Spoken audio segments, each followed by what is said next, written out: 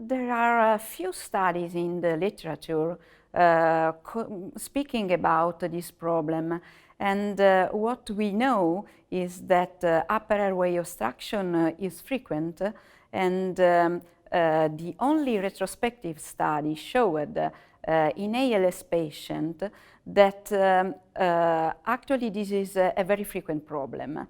In ALS patient, in this study, authors divided the patient according to the oxygen saturation during the night in bad ventilated and good ventilated patient. And they found that bad ventilated patient was 50%, and the most important cause was the upper airway obstruction. So only in this population we have data. We don't have epidemiological data of the prevalence of this problem during non-invasive ventilation, but we perceive that this is really a very frequent problem. Even about this problem, we don't have data about prevalence, but actually the feeling is that the most important cause is what we see also in OSA patient, that is the pharyngeal collapse of the pharyngeal tract collapse, and this is the most frequent cause in neuromuscular and even in COPD patient. Actually, there is another possibility of upper airway obstruction during mechanical ventilation, that is the glottis closure. This is a complete different mechanism and a different site of obstruction that is lower, and it is at the glottic plane, and even the mechanism underlying is completely different.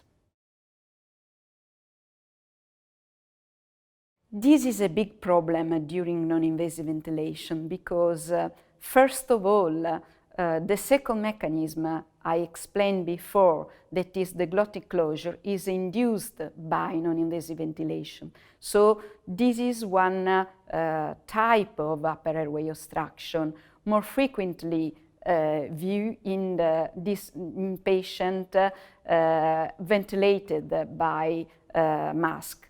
And this is due to the high pressure, the high volume induced by the ventilator. This is a reflex induced by a very abrupt reduction of PCO2 or an hypocapnia induced by ventilation that induce a glottic closure by a reflex.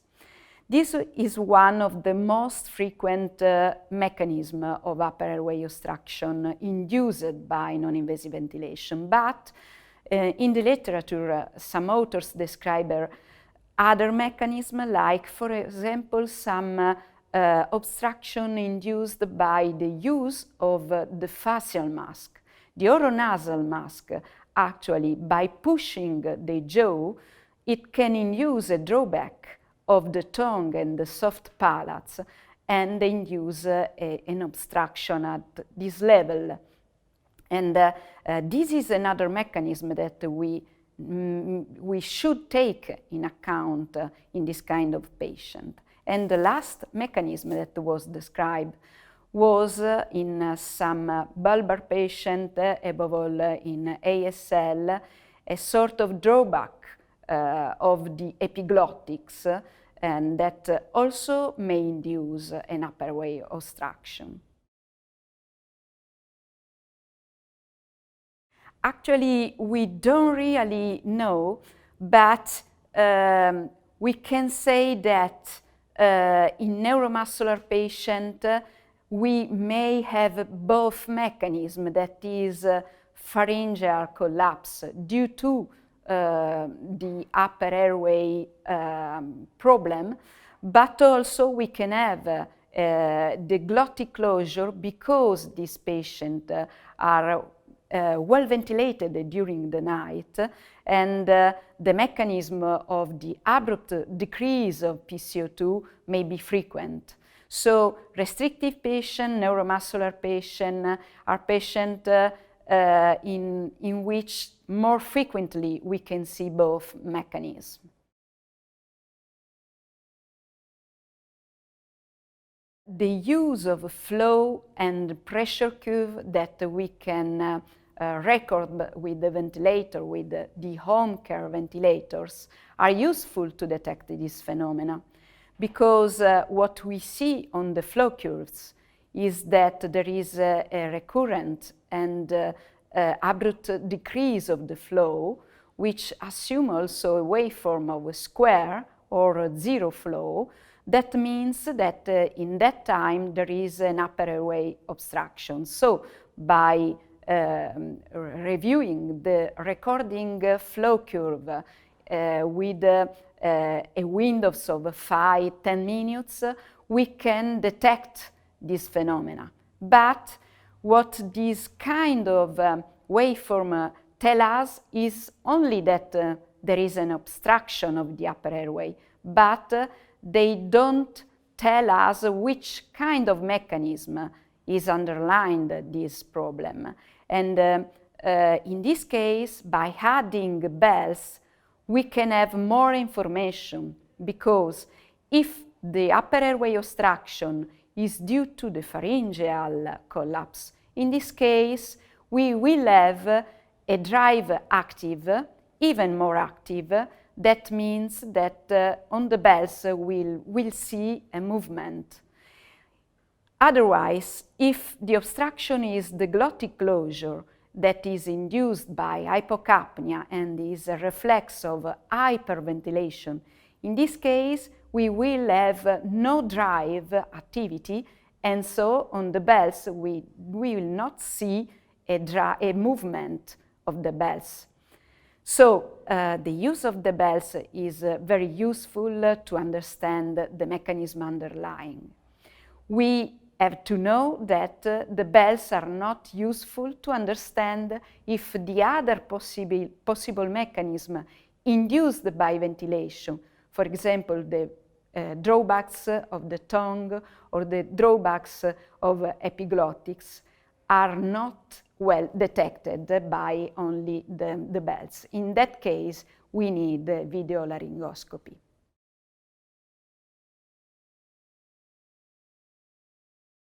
Actually, what we have to thought is the mechanism underlying the upper airway obstruction. So, if the mechanism is the pharyngeal collapse, in that case, an increase in EPAP is what we need during non-invasive ventilation to solve the problem.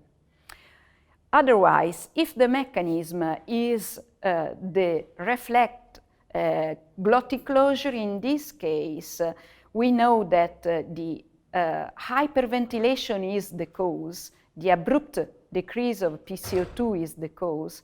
In that case, we need to reduce the pressure. So the intervention on the setting is completely different. So we have to know this, above all when we decide to use, for example, some algorithm with EPAP, variable EPAP, because in that case, what the software do is only to detect the obstruction. The software is not able to detect the level of the obstruction, and consequently is not able to detect also the mechanism underlying. So useful to use algorithm, but is very important to monitor what we do with this software, because the software cannot be right.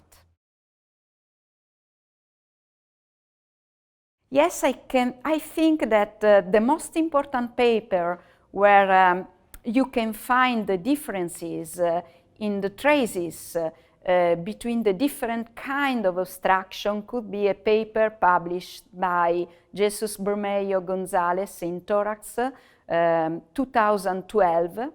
And another important paper, descriptive paper, is a paper made by a group, a Spanish group. The first name is Catalan, and it is published on respiratory care, 2017, and you can find there some video laryngoscopy images about the different mechanisms of upper airway obstruction.